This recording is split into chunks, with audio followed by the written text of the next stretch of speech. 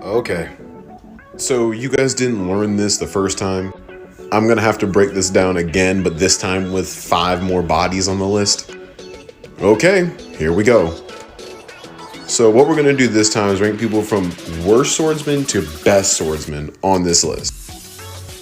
And just for clarification, we're talking about skills with the sword. No bullshit power-ups, no bullshit physiques, just sword skills.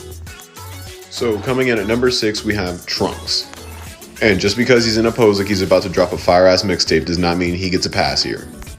Trunks is the weakest swordsman on this list because he just simply does not use his sword.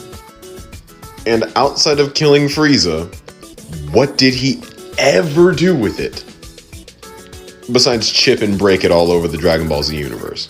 Coming in at number 5, we have my least favorite Naruto character, Sasuke Uchiha. The only leg up Sasuke has over Trunks is that he at least uses his sword to some effect and can do something with it.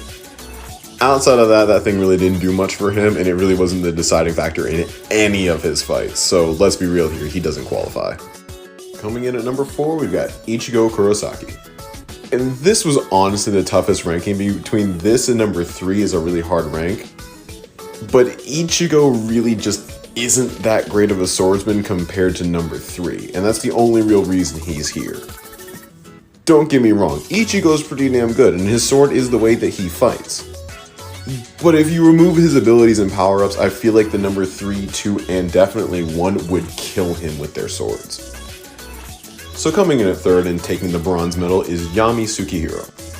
And again, this was a really hard choice between him and Ichigo for the number 3 spot. But Yami's sword skills just stand above Ichigo's by just enough of a margin that I have to give him the win.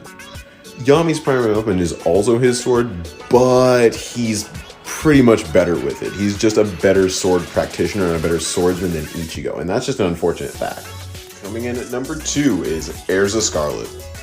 And I feel like this is really no debate in terms of her versus Yami. Especially if she has this form. Her sword skills just go through the roof, and she's also a sword practitioner. It's mainly all that she does. And I feel like just with skills alone, she would probably beat Yami by a narrow margin, but a win is a win either way. And at number 1, we have to have Zoro. And if you saw my last video on the subject, you knew this was coming. Zoro is head and shoulders above every swordsman in anime. Like, he could probably see Kenshin and Gintoki and just murk them. And I'm still mad that they never make an appearance on these lists.